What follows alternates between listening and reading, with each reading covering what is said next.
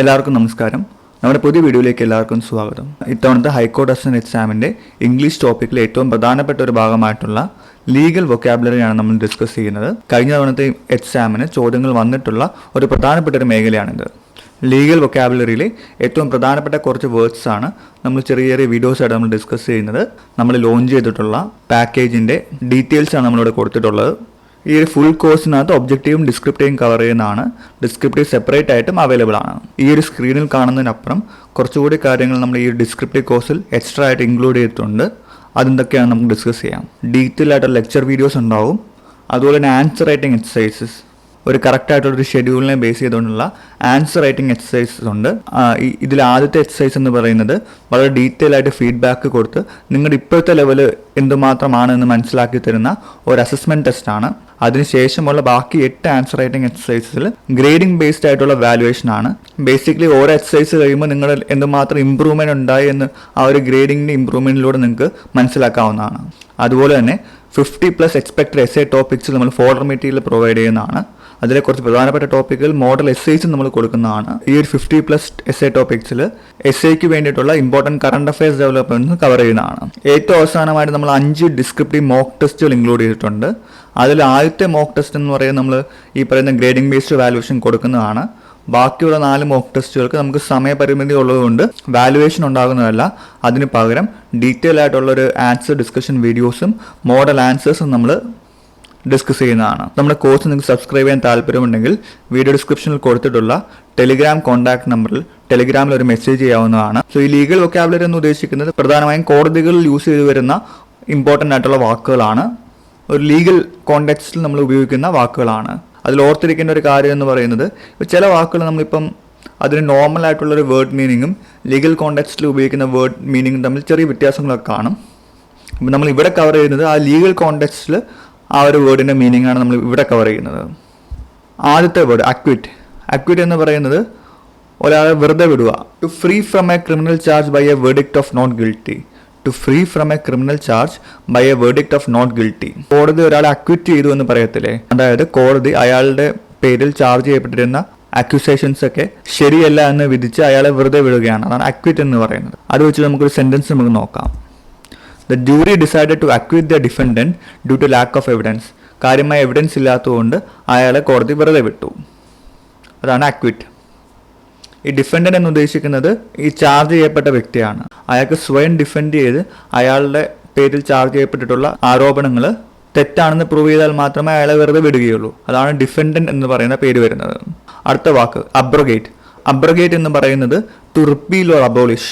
നമ്മൾ വാർത്തകളിലൊക്കെ പലപ്പോഴും കേട്ടില്ല ആർട്ടിക്കിൾ 370 അബ്രോഗേറ്റ് ചെയ്യപ്പെട്ടു എന്നത്. അതായത് റിപ്പീൽ ചെയ്തു, എടുത്തു മാറ്റി, അല്ലെങ്കിൽ അബോളിഷ് ചെയ്തു. ആ ഒരു വാക്ക് വെച്ചിട്ടുള്ള സെന്റൻസ് നമുക്ക് നോക്കാം. The government decided to abrogate the outdated law. Outdated ആയിട്ടുള്ള ലോ ഗവൺമെന്റ് റിപ്പീൽ ചെയ്തു അല്ലെങ്കിൽ എടുത്തു മാറ്റി. അതാണ് അബ്രോഗേറ്റ് എന്ന് പറയുന്നത്. അടുത്ത വാക്ക് നോക്കി, affidavit. Written statement confirm by oath or affirmation.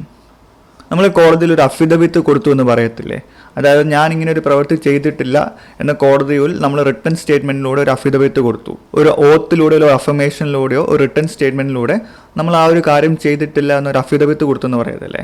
ഇതിൻ്റെ ഒരു സെൻറ്റൻസോടെ കാണുമ്പോൾ നിങ്ങൾക്ക് അതിൻ്റെ എക്സാക്ട് അർത്ഥം മനസ്സിലാവും. The witness signed an affidavit attesting to the events of that day.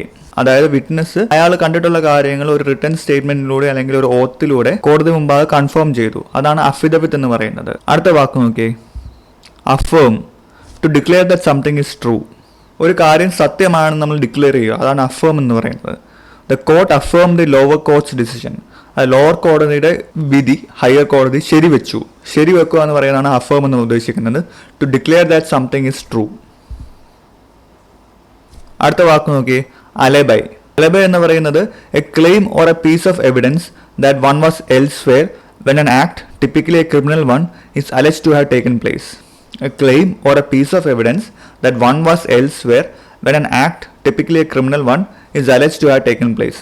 ഇതായത് ഒരു എക്സ്ക്യൂസ് ആണ്. നമ്മൾ ഒരു തെറ്റ് ചെയ്തിട്ടില്ല എന്ന് ഒരു എക്സ്ക്യൂസ് പറയുകയാണ്. ഉദാഹരണമായിട്ട് പറയുവാണെങ്കിൽ ആക്ച്വലി കുറ്റം ചെയ്ത ഒരു പ്രതി തന്നെ ഡിഫെൻഡ് ചെയ്യാനായിട്ട് സ്വയം ഒരു എക്സ്ക്യൂസ് എന്ന രീതിയിൽ പറയുവാണ്, ഈ ഒരു കുറ്റം നടന്ന സമയത്ത് ഞാൻ ഇവിടെ അല്ലായിരുന്നു, പക്ഷെ മറ്റൊരു സ്ഥലത്തായിരുന്നു. അതൊരു അലബയാണ്. സത്യം അല്ലെങ്കിൽ അതൊരു അലബയാണ്. കാരണം അയാളെ ഡിഫെൻഡ് ചെയ്യാൻ വേണ്ടി അയാൾ തന്നെ ഉണ്ടാക്കിയ ഒരു എക്സ്ക്യൂസ് ആണ് അത്. ആ ഒരു സെന്റൻസ് നോക്കുമ്പോൾ നിങ്ങൾക്ക് ക്ലിയർ ആയിട്ട് മനസ്സിലാവും. Defendant presented an alibi to prove he was not at the scene of crime. അടുത്ത വാക്ക് അറൈൻമെന്റ്. അത് ഇമ്പോർട്ടൻ്റ് ആണ്. The formal reading of a criminal charge to a defendant. The formal reading of a criminal charge to a defendant. അതായത് ഒരു അക്യൂസ്ഡിന് മുമ്പാകെ അയാൾ charge ചെയ്യപ്പെട്ടിട്ടുള്ള criminal charges എന്തൊക്കെയാണെന്ന് വായിച്ച് കേൾപ്പിക്കുകയാണ്. അതിൻ്റെ സെന്റൻസ് നോക്കിയേ. The defendants arraignment took place in the presence of the lawyer.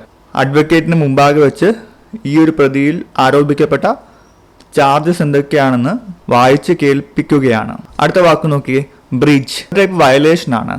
Breach of an agreement, breach of a promise, breach of a code of conduct എന്നൊക്കെ പറഞ്ഞാൽ an act of breaking or failing to observe a law, agreement or a code of conduct. ഒരു type violation ആണ്. Law ആയിക്കോട്ടെ, code of conduct ആയിക്കോട്ടെ, അഗ്രിമെന്റിന്റെ ഒക്കെ ഒരു violation ആണ് ഈ പറയുന്ന ബ്രീച്ച് എന്ന് ഉദ്ദേശിക്കുന്നത്. സെന്റൻസ് നോക്കിയേ.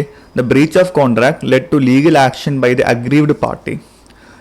The breach of contract led to legal action by the aggrieved party. Contract ലംഘിക്കപ്പെട്ടതുകൊണ്ട് നഷ്ടം സംഭവിച്ച ആ അഗ്രീവ്ഡ് പാർട്ടി ആ കോൺട്രാക്ട് ലംഘിച്ച ആ ഒരു വ്യക്തിക്കെതിരെ ലീഗൽ ആക്ഷൻ എടുത്തു. അതാണ് ഈ ഒരു സെന്റൻസ് വഴി ഉദ്ദേശിക്കുന്നത്.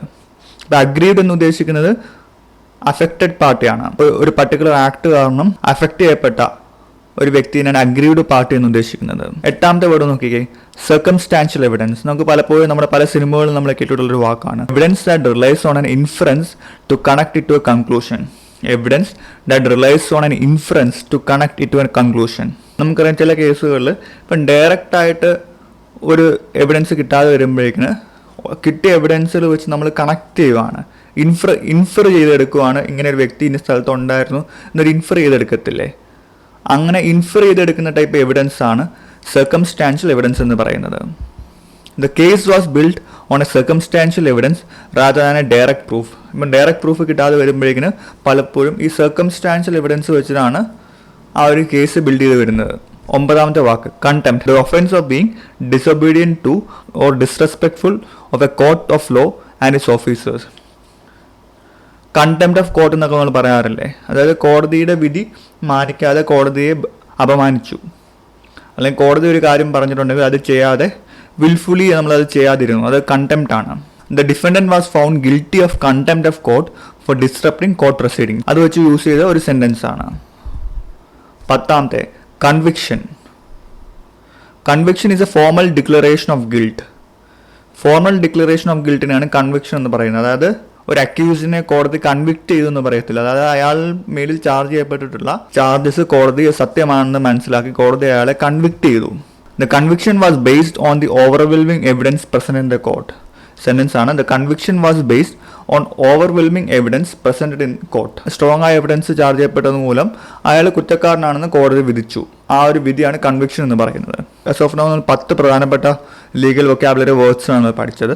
നമ്മൾ ഈ വൊക്കാബുലറി ക്ലാസ്സസ് ഷോർട്ട് വീഡിയോസ് ആയിട്ടായിരിക്കും നമ്മൾ ചെയ്യുന്നത്. കാര്യം ഇപ്പോൾ ഒരു റിവിഷൻ ക്ലാസ് അല്ലാതെ ഇപ്പോൾ നോർമൽ ക്ലാസ്സിൽ നമ്മളിപ്പം അറ്റ് എ ടൈം ഒരുപാട് വാക്കുകൾ നമ്മൾ ഡിസ്കസ് ചെയ്യുകയാണെങ്കിൽ നിങ്ങൾക്ക് ഓർത്തിരിക്കാൻ ബുദ്ധിമുട്ടായിരിക്കും. സോ ഇംഗ്ലീഷ് വൊക്കാബുലറിയുടെ മൊത്തത്തിലുള്ള ക്ലാസ്സുകൾ നമ്മൾ വീക്ക്ലി ഒരു ക്ലാസ് വെച്ച് നമ്മൾ ചെയ്യാനാണ് പ്ലാൻ ചെയ്തിട്ടുള്ളത്. ഇത് നമ്മുടെ ഫസ്റ്റ് ക്ലാസ് ആയിരുന്നു.